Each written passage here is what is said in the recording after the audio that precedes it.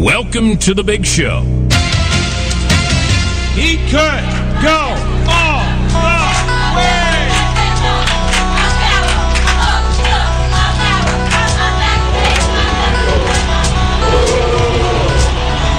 Oh, America! Are you serious? It is showtime, baby. Here we go. Slam, jam, slam, bam.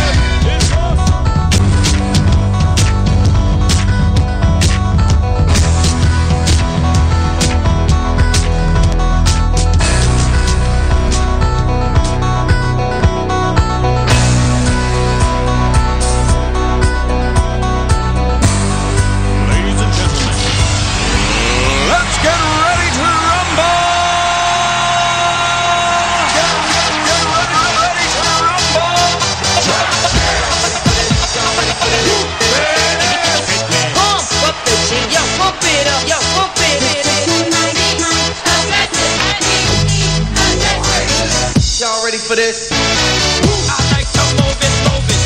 I like to move it, move it. I like to move it, move it. Move it. I like to move it, move it. I like to move it, move it.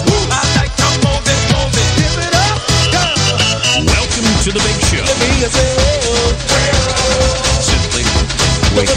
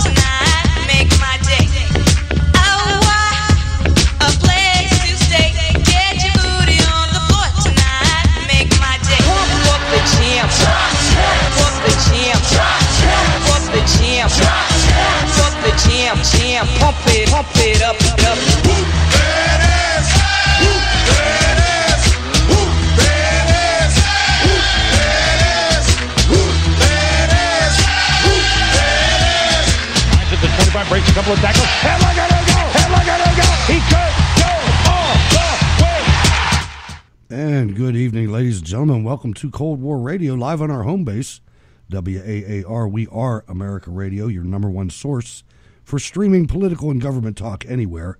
Also available on weareamericaradio.com/live. I'm Hutch Bailey Jr., deep down in the bunker in my Smith & Wesson studio in the city of Pittsburgh. Let's welcome from Norway, Mr. Norway, our correspondent way up north. Good evening, sir. Good evening, Hutch. It's a beautiful day here. Actually, we can see the sunlight in the on the horizon now, and you know what? I'm actually full of chocolate. A few weeks back here, I was asked to make a lecture for 10-year-olds in a class, in a classroom, and so I went on Skype and had this lecture, and a couple of days ago I got this big box with 4 pounds of American chocolate, and wow. And an even sweeter thing was a card from each and every student with drawings from what they learned in that lesson, and greetings. And that was even sweeter than the chocolate. Really, it was fantastic. That's great. I would think though, with your proximity to Switzerland, that you would have got some Swiss chocolate, maybe, or. It was an American class, so I was Skyping with an American class. It was actually Hershey's, because I'm a huge fan of Band of Brothers. It's my favorite series. I know it by heart now. Yeah, that is a good series. And they eat Hershey there. So I always wondered how does it taste. But I learned that the Hershey's have moved production to Mexico, so I guess it's not the same today as it was in. They might have moved 45. some, but they might have moved some. But the Hershey factory is in Pennsylvania. It's in Hershey, Pennsylvania. Exactly. When you go there, it's outstanding. When you go there, you can smell chocolate in the street. Yeah, they say so. Actually, this school is not far from Hershey, so that's what brought up the Hershey. Okay. Yeah, I've been there many times. It's something else. The bushes are all, they say Hershey's, and they're brown, and the street lights look like Hershey's Kisses. It's pretty neat. You can catch the show on Spreaker. Follow me on Spreaker. Like the Facebook page, facebook.com/Cold War Radio. 2 A's in war. Catch the show on Blueberry, YouTube. Cold War Radio is an iHeartRadio program. As long as iHeart stays around, I've heard some tough things going on at the iHeart Media group, but we'll cover that when it happens. Cold War Radio has an app. You go to your app store, and you can catch Cold War Radio for free. The email is scrtv@live.com. The call-in line, 412-567-2449. If you'd like to join the program, I'd like to thank the Cold War Radio patrons that bill just came due, and you guys took care of it. Thank you. So please call up if you want to talk to us. Let's see here. Go to steelcityresistance.blogspot.com for the show notes links, and there's also a donate button there, and you can become... You are breaking up, Hutch. I am breaking up. That is not good. Don't know what to say about that. Hopefully it sounds all right. I'm not seeing anything in the chat room. It's probably the line to Norway that is weak today. It's possible. Chat room, how's it sound? Are we sounding okay in the chat room? Before we go too much further? Anyway, let's continue. You can become a Cold War Radio patron, and if you don't really like going online to do things like that, you can go to Hutch Bailey Jr., P.O. Box 96022, Pittsburgh, Pennsylvania 15226. Okay, they're saying it sounded okay, so we're just going to have to go with that, and hopefully you can copy me, Norway. Is it sounding any better over there? Yeah, well, it's in between. You're breaking up, but I think we're good for now, and if not, you'll just have to call me back and try. Yep. We'll take care of that. Let me just say I want to give a shout-out to some United States soldiers that are at Camp Arifjan. I understand that you listen to the program. Not sure if you listen to it live or if you listen to the podcast, but either way, it doesn't matter. I'm glad to have you on board. If you'd like to talk to me, or you want something to be covered, scrtv@live.com. Send me an email, and we will try to accommodate whatever you request. I want to thank you for being there. I know a lot of you, but just glad to have you in the service of our great nation. I'm going on the road this week, tomorrow. So if you don't hear a live program tomorrow, it will be, I'll play a best of or something like that. I'm not sure how the internet connectivity is going to be. But Norway, let's talk about the elections in France. This is really a big deal. You're seeing almost a repeat of the Trump-Clinton contest in France. They have a little bit of a different setup, but none of the establishment candidates even made the runoff. It's a big black eye for the establishment politicians in France. Absolutely. I mean, both the left side and right side of French politics actually ended out on the street in this presidential election. And Macron, which is actually an independent runner, ended up with 24.01% to be exact. And Marine Le Pen, which is she's called far right, and well, in some aspects she might be. She ended up with 21.3%. So in a couple of weeks' time, we'll have a contest between those two, and that is really a contest between globalism and nationalism.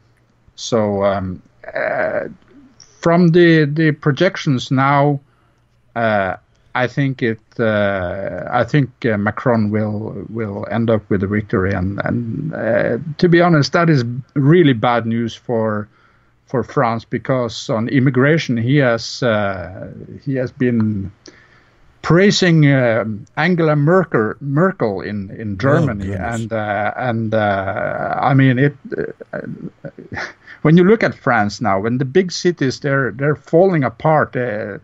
There are battle zones, that look more like war zones. I have a friend down in Marseille, and she's a director for a company down there, and she actually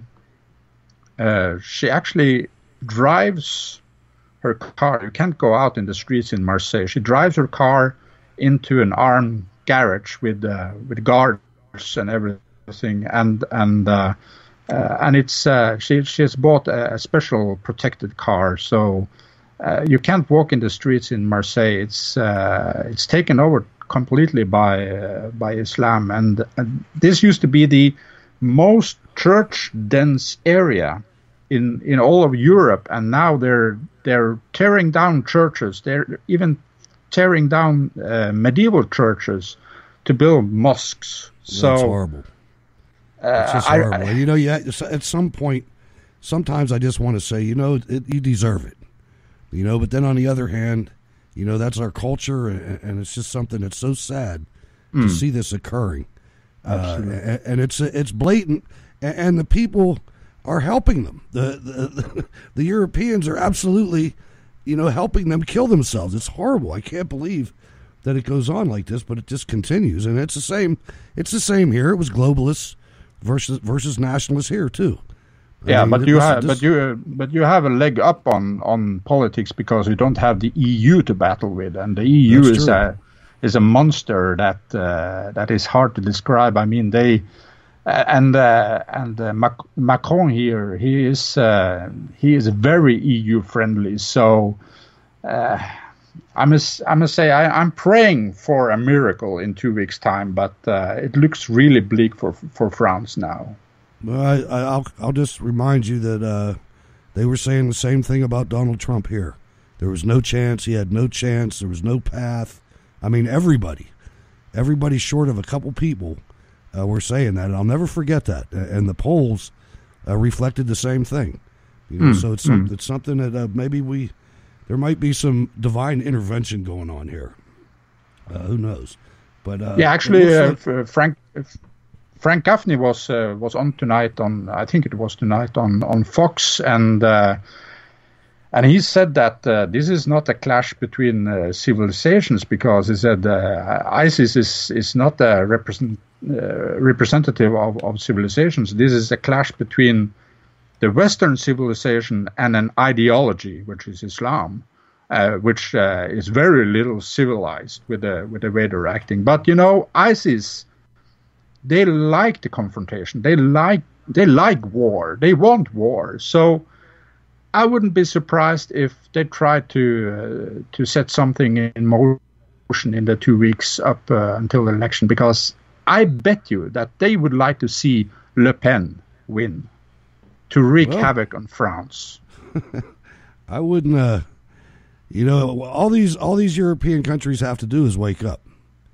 There's no way that these. If we would wake up and stand our ground, we could lick this quickly. The problem is that they're so infiltrated that it would take draconian efforts to eject them, because that's what you'd have to do. You'd have to eject a lot of them until the rest of them calm down. You got to remember they were calm for a long time. They do this through as well as I do. They've been around since the 700 AD. Wreaking havoc around about there.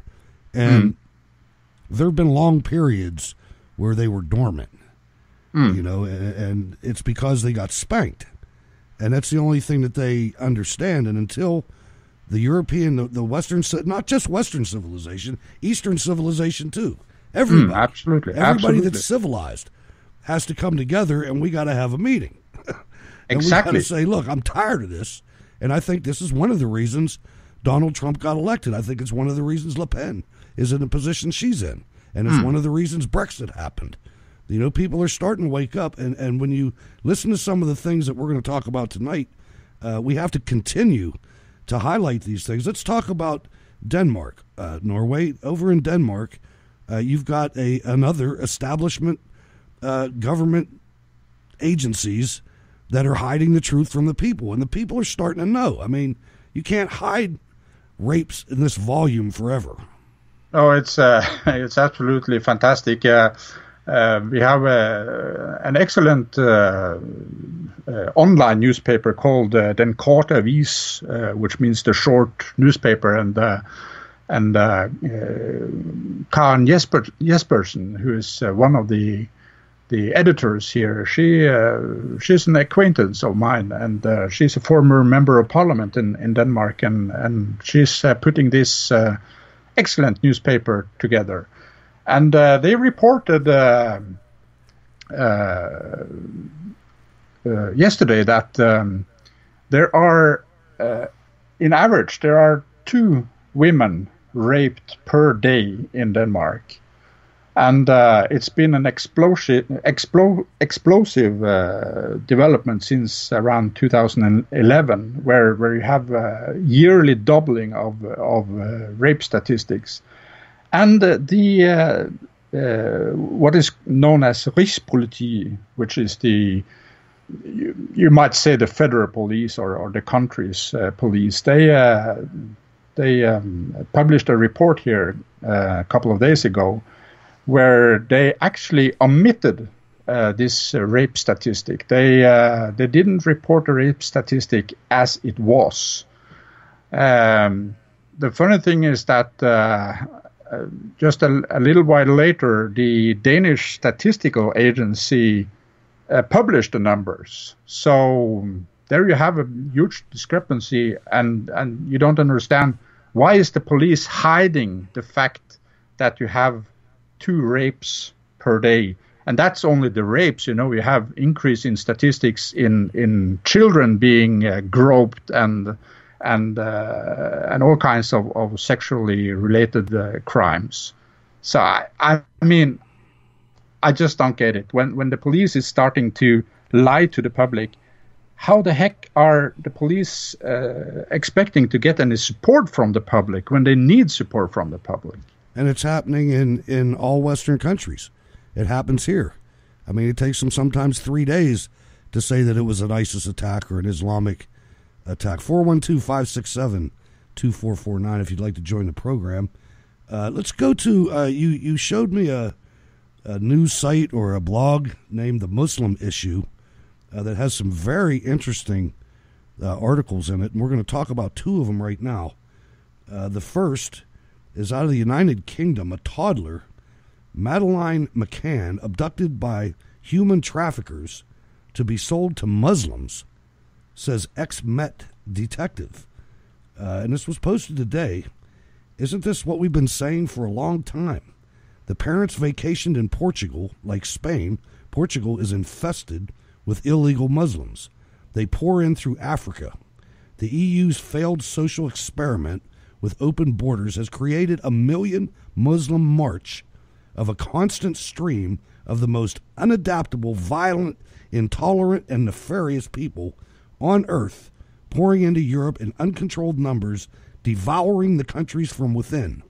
Muslims are the primary clients for human trafficking victims, and the main reason this industry exists in the first place. Age is no bar.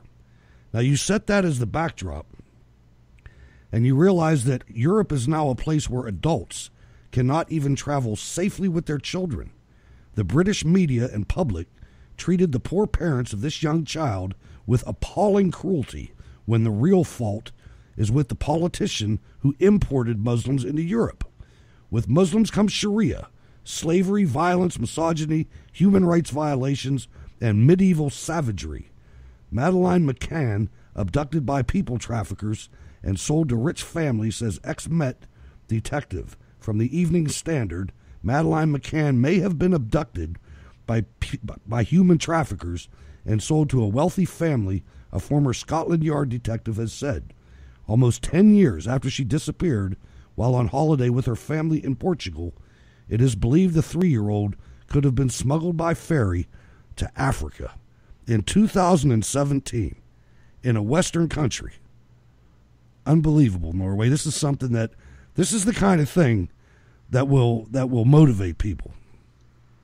Yeah, the Madeleine Mccann case was broadly covered by British media for years after this abduction, and they were speculating in that parents could have been behind it. They had murdered their daughter and dug her down somewhere, and there were all kinds of wild speculations. But there is a good eyewitness that claimed to have seen Madeleine 4 days after she disappeared, and these were tourists that, actually, I think it was 2 or 4 days. They reported seeing a girl identical to Madeleine with a man in Marrakesh, Morocco. So this is very, very likely that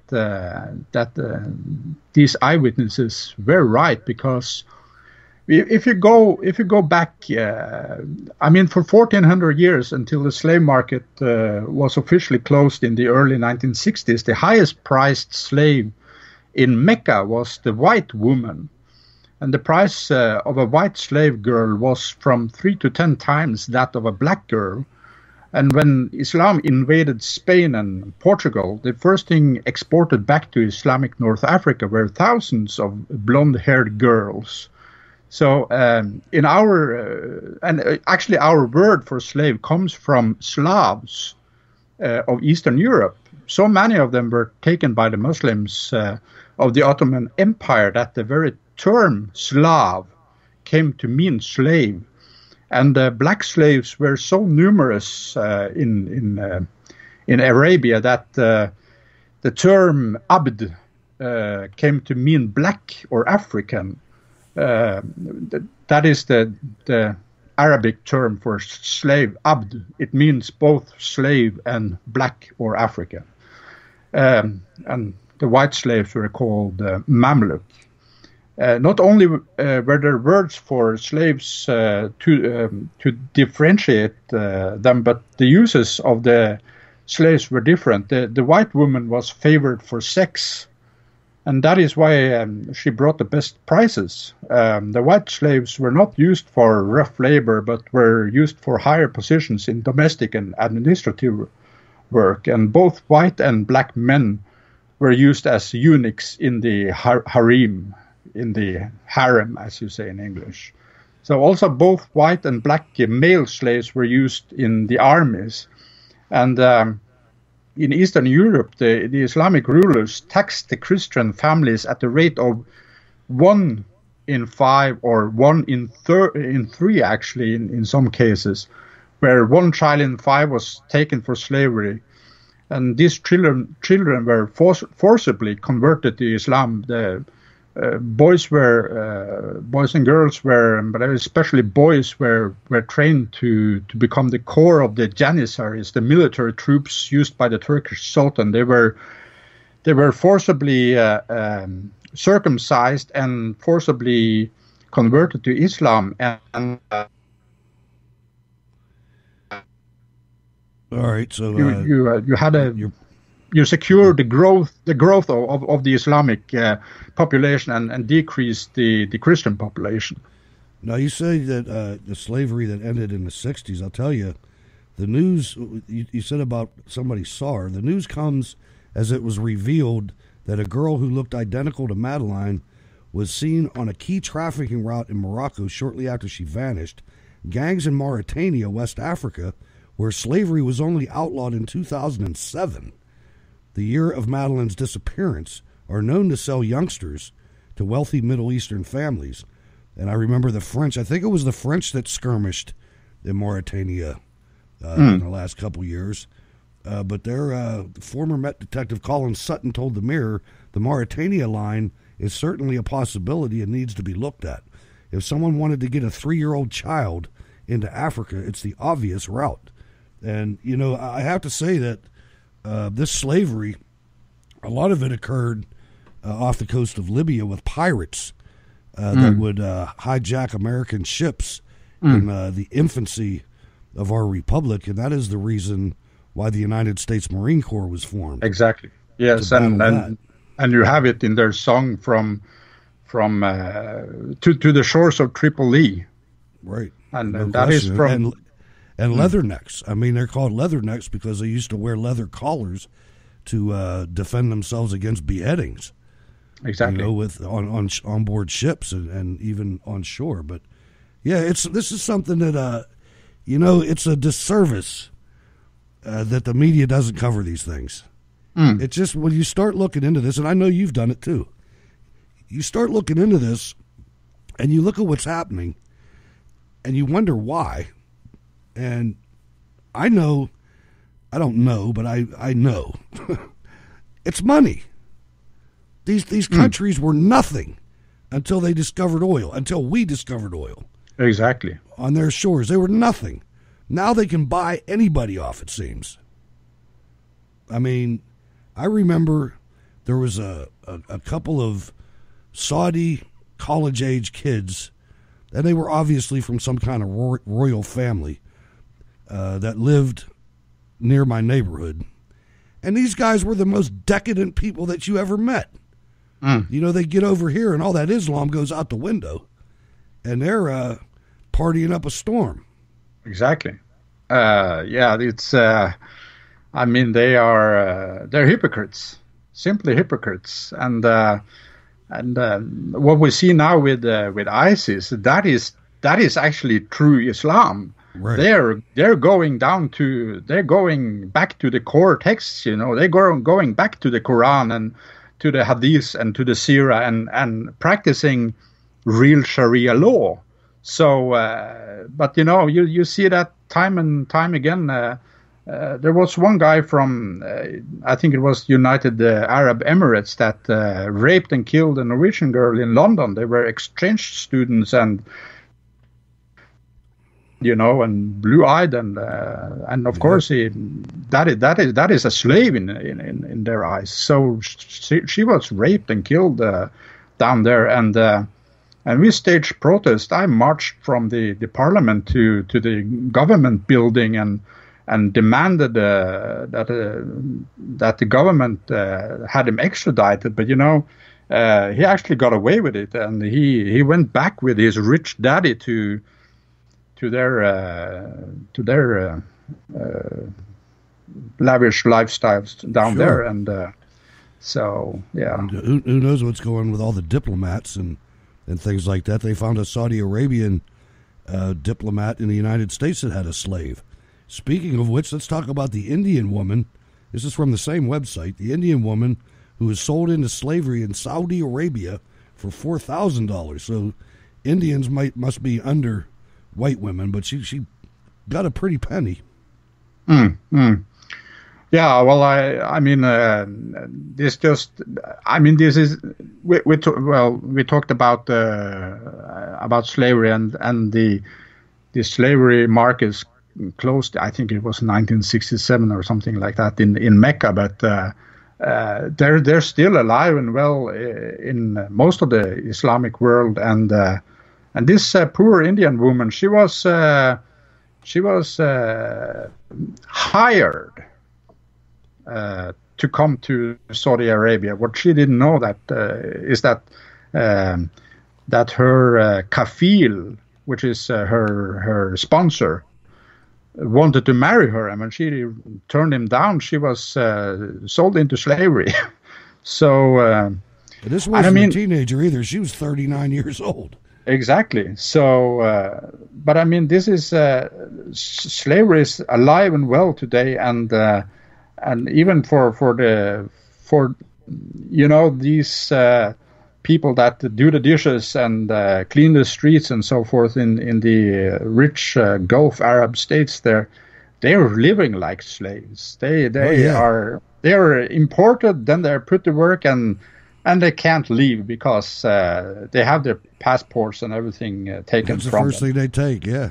Kuwait's like that. There's two Kuwaits. You know, exactly. Most of the people that do all the work, other than the government jobs, are non-Kuwaitis. Exactly. What a miserable country that is, too. Ooh. Now, I want to change gears a little bit, Norway, because this is disturbing me. The Bay Area Rapid Transit Group, or BART, the train system in San Francisco, there was a takeover robbery. Think if you're on a train. This is on a weekend. It was Saturday night, I think. But 40 to 60 black teenagers swarmed the train. They don't say that on here, but that's the deal. And rob weekend riders. And, I just can't believe this. They swarmed an Oakland station over the weekend and commandeered a train car, forcing passengers to hand over bags and cell phones and leaving at least 2 with head injuries, witnesses told the transit agency. The incident, the first of its kind in recent memory, occurred around 9:30 p.m. on Saturday at Coliseum Station. They flooded the station, jumped over the fare gates, rushed into the second-story train platform. Some of the robbers apparently held open the doors of a Dublin-bound train car, while others streamed inside, confronting and robbing, in some cases beating, riders. Now, what do you do when you have juveniles that are doing this? This is something it's going on all over the United States, incidents like this, and I'm torn with what to do with them. My first instinct is to start shooting. But then, you look at I don't know. I don't know. It's the same thing. This is like Islam rising in Europe. Is this kind of thing happening here? There's a couple authors that cover it. I had Colin Flaherty on the program one night. He covers it extensively. But it's the same way with the media. The media won't cover. There's not a word in here that mentions that these are African American kids, and I don't have any pictures, but I'd bet my mortgage on it. It's they're the only people that do this, and I'm not trying to be racial here. This is just real. I'd like to know how to solve it. Now, it's a tough one, but if you're threatened by bodily harm, you have a right to defend yourself, and if you're carrying, I don't think they have. I think they're quite strict, the gun laws in San Francisco. But you have a right to defend yourself. But when they come in gangs of 40 to 60, you have a handful. But this the only way to.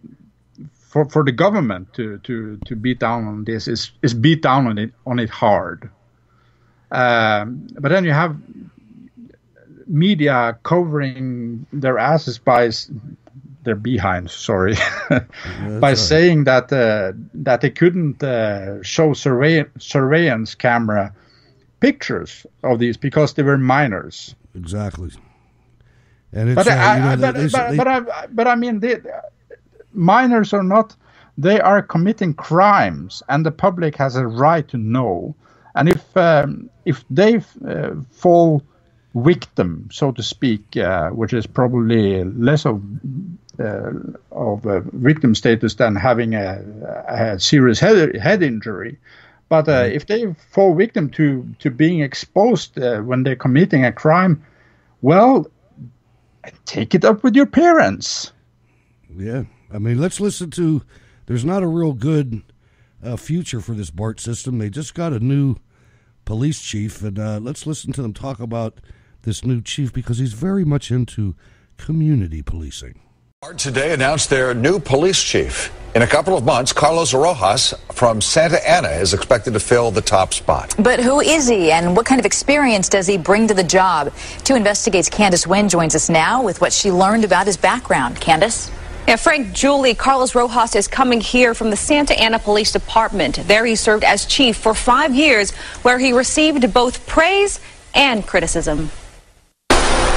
Come late April or early May, Bay Area Rapid Transit Police are set to have a new chief, Carlos Rojas, who on April 19th sent this memo to his staff at the Santa Ana Police Department announcing his, quote, intent to resign as the chief of police for the city of Santa Ana. Alicia Troche is a BART spokesperson. He'll join us in a few months, probably late May, early June, but very extensive experience when it comes to community policing and geographic zone setups when it comes to policing.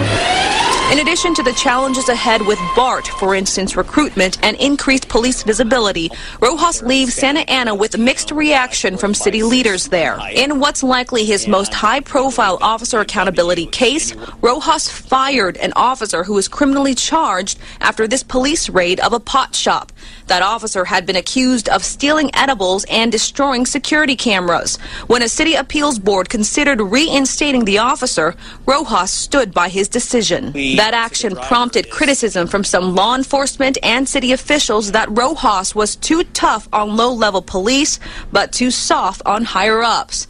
And recently, the police union reportedly scheduled a no-confidence vote against Rojas. When we spoke to him about those issues, he reassured us some of the issues that they were facing, and a lot of it was bringing change in terms of community policing, and that sometimes there's resistance when it comes to change. That did face some criticism from the police union over there. Is that concerning at all?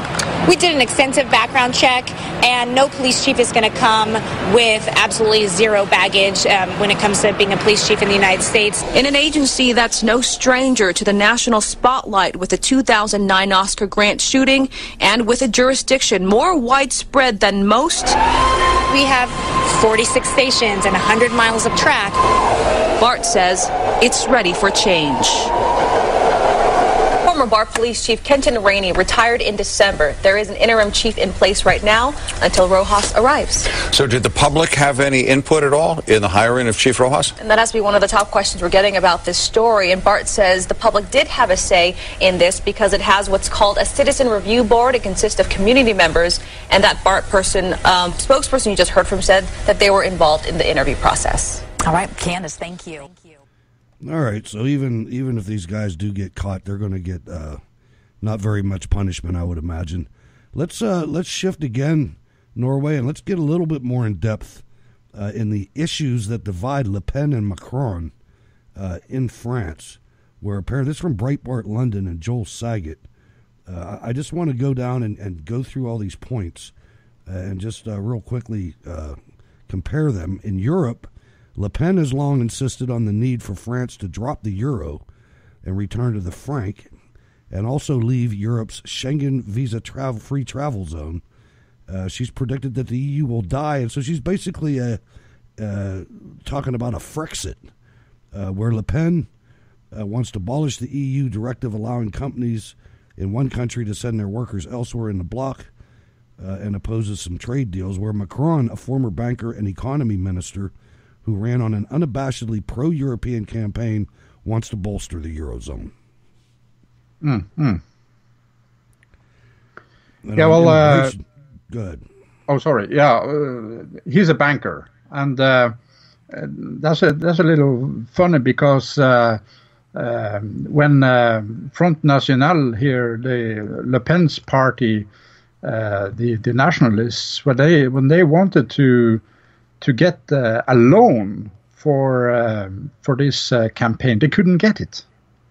So they actually had to borrow some money from Le Pen's father, which was the founder of the party, and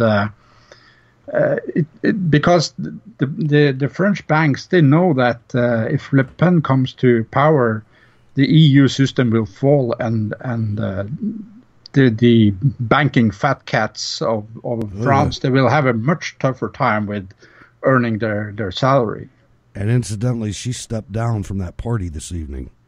I don't know if she didn't denounce it, but she stepped down from all her duties in that party.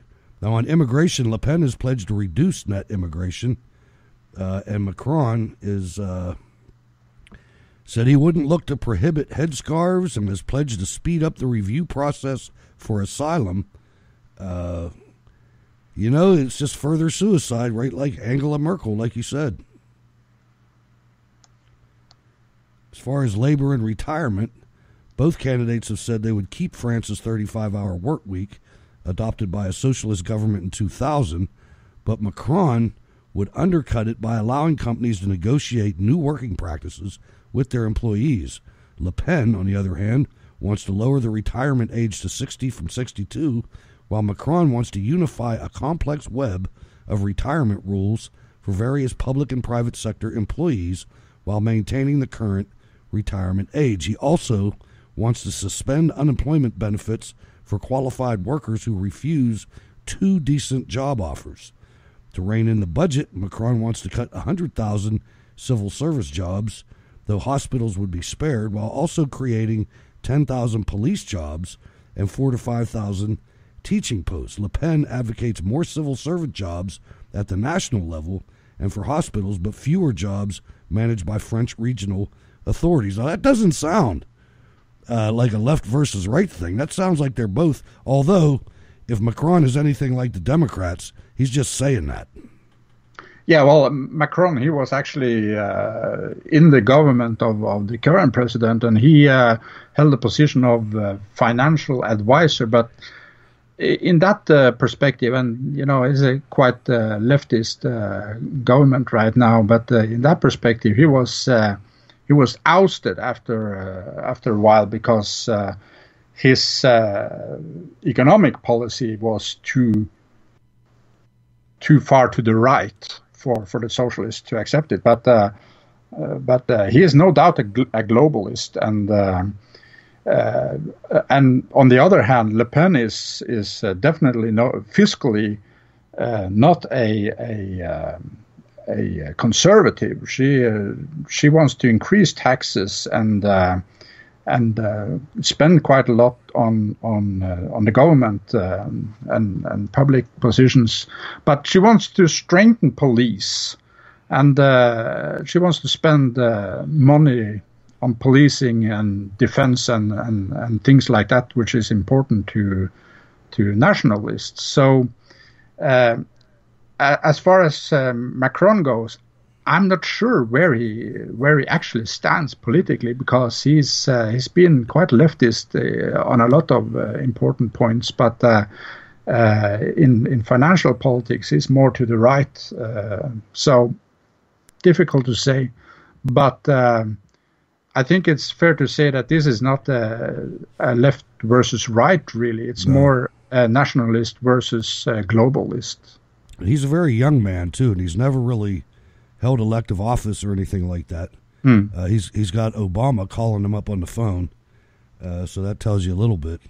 But you have Le Pen taking a page out of the Trump playbook and said she'd impose a 35% tax on goods by companies which move production outside France, and would penalize groups that hire foreign workers. So I don't know. We'll have to.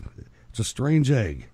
It certainly is. Now, on energy, education, and family, Macron has pledged to cut France's reliance on nuclear energy to 50% of its total electricity needs by 2025. I don't know where they're going to get their power from about 75% now. Le Pen has been a staunch defender of nuclear power and would halt France's efforts to develop wind power. In education, Le Pen would impose a uniform for all public school students and roll back a controversial reform meant to make French school days shorter. Macron wants to give schools more autonomy in terms of hiring and cut primary school class sizes in half in low-achieving and poor areas. That means Muslim areas. Exactly. He would also ban the use of cell phones in elementary schools. Le Pen opposes gay marriage, although she would allow civil unions and will restrict medically assisted procreation to only couples unable to have children naturally. I don't know what that's all about, but anyway, it's going to be an interesting election. Absolutely, and I mean, when I saw that Macron wants to cut the reliance on nuclear energy to 50% from today's 75%, I mean, I'm just shaking my head, because nuclear power is by far the safest, most clean energy form there is, and he's been touting all this CO2, global warming, anthropogenic climate change nonsense. So I mean, there is no logic in the way he's, because the energy consumption increases, and I mean, when you're boiling an egg. Uh-oh, we lost you. Where'd you go? Do you hold it in the steam and boil it in the steam? Okay. I mean, it's a question. When you're boiling an egg, do you put it in the water, or do you hold it above the water in the steam? No, it's in the water. In the water. In the water, exactly. Exactly. It's the same with wind energy. It's the most low yielding form of energy we have.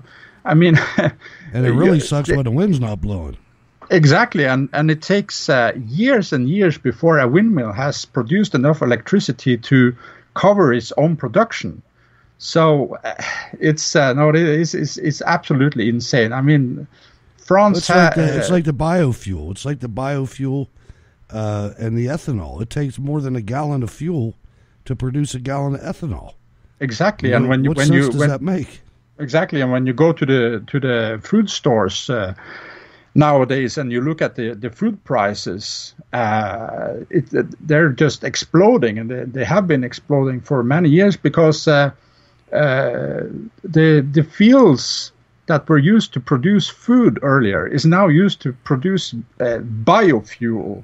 Right. And starvation is actually increasing in the third world because they take fields there to produce biofuel. You know, we made a comparison and a case really a while ago during the Arab Spring in Egypt, how that was connected to biofuel production because the cost of corn went up, the cost of grain went up, and I think the Egyptian per capita expenditure for food was something like 47%, a huge amount.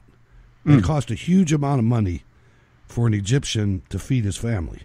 And when you have the production of food grade grain down because of the biofuels, and you have the dollar losing ground and the commodities purchased in U.S. dollars, you got a recipe for starvation. Absolutely. You know, if you got to buy dollars before you can buy the grain that's overpriced because of supply and demand, it's arrogant that you burn your food. Exactly, and where is the outrage? I mean, where are the science marches then? I mean, you have the lobbyists. You know, Iowa always gets corn subsidies and fuel subsidies when the politicians go there, no matter what party they're from. It's I don't know. It's all about money. It always is. You follow the dollar, you'll figure it out every time. Now, I got to say congratulations to Saudi Arabia for winning a seat on the UN Women's Rights Commission. By Rick Moran from the American Thinker. Congratulations are in order to our good friends in the Kingdom of Saudi Arabia, whose stellar record on protecting the rights of women has earned it a seat on the UN Commission on the Status of Women. The only thing is they didn't ask the Arabian women how they were doing, but this is just unbelievable, and it's not on the Onion. Exactly. It just, you know, this is something that I've always had a problem with. I've always had a problem with our relationship with Saudi Arabia.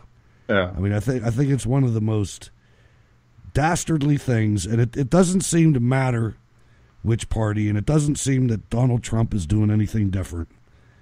Maybe he will, but I haven't seen anything yet. But this is a stain on Western world. Absolutely, but I mean it's so contradictory. I mean, Saudi Arabia with a seat on UN Women's Rights Commission is like it's like the Mad Hatter, you know, in Alice in Wonderland. I'm lost for words. I'm really lost for words because when you see what Islam says about women, and I would warmly recommend Dr. Bill Warner's book, or rather booklet. It's a very small book, but it's pivotal to understanding the Islamic doctrine of women, which is the title of the book. Buy that book, please, and read it, and see what the Quran, the Hadith, and the Sirah is saying about the woman's place in the world. A woman is at best half as much worth as a man, at best. In the worst case scenario, she's, like we talked about tonight, she's a slave. She's a sexual object. She's a machine to make new soldiers for the Islamic army. So sickening. Read a book, The Islamic Doctrine of Women. Every time I see women standing up for Islam, it blows my mind. Norway, we are out of time. Another great show. How can people get in touch with you on social media? I am at Norway for Trump, both on Twitter and Gab, and that is with the number 4. So Norway, number 4, Trump. And I would like to give a big shout out to our fantastic audience and our fantastic Spreaker chat room. God bless. Absolutely. and have a great night, Hutch. All right. I'll be back on the Wayne Dupree program coming up next. I'm Hutch Bailey Jr. on Facebook, Bird's Eye View on Twitter, Hutch Bailey Jr., P.O. Box 96022, Pittsburgh, Pennsylvania 15226. Thanks for listening in the chat room, listening live rather, and participating in the chat room. Didn't have any calls tonight, but we'll figure that out. It's working tonight too. It's a shame. It wasn't working on Sunday, but I talked to the people, and that was a problem with one of the websites that changed some ports or something you don't want to hear about. But again, I'll be on the Wayne Dupree program next. Be back tomorrow, one way or another, either with a live program or best of. I'm going to try to go live. I'm taking the studio with me. But hey, thanks for listening to your. Go ahead. One quick question, Hutch. Am I coming on Thursday with Stacy? If you'd like to. She said she would love to see me on the show on Thursday. So then we got a date then. You'll be on Thursday then. Great. Right. Okay. See you then, buddy. Alrighty. Thanks, everybody. Thanks for letting us into your life for 1 hour. God bless. Jacob Seals, take us out.